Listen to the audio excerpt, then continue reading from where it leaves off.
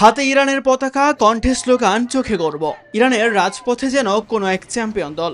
অথচ বিশ্বকাপের গ্রুপ পর্ব থেকেই বিদায় নিয়েছে ইরান। তারপরও হাজারো সমর্থকদের চোখে তারা পরাজিত নয়, বরং সংগ্রামী যোদ্ধা।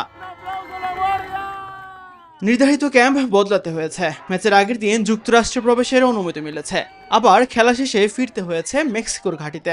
ইরানের প্লেয়ারদের আবেগ তাই ছুঁয়ে গেছে মেক্সিকোর তিজোয়ানায়। ইরানি দলের বাসের সামনে জড়ো হন শত শত স্থানীয় সমর্থক। কেউ ছবি তোলেন, কেউ বা আবার চোখ ভেজান বিদায় বেলায়। Pues mire, de los jugadores, ¿qué le puedo decir? Wow, খেলোয়াড়দের সম্পর্কে আমি আর কি বলতে পারি। তারা খুবই বিনয়ী মানুষ, নিজেদের নিয়ে একদমই অহংকার নেই।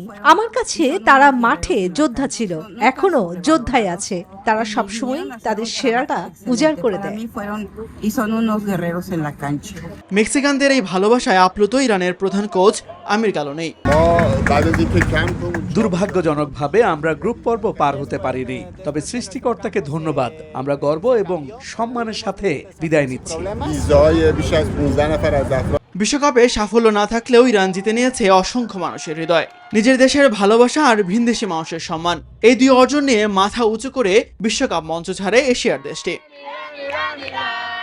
তাসবিহ শরণ, নিউজ 24।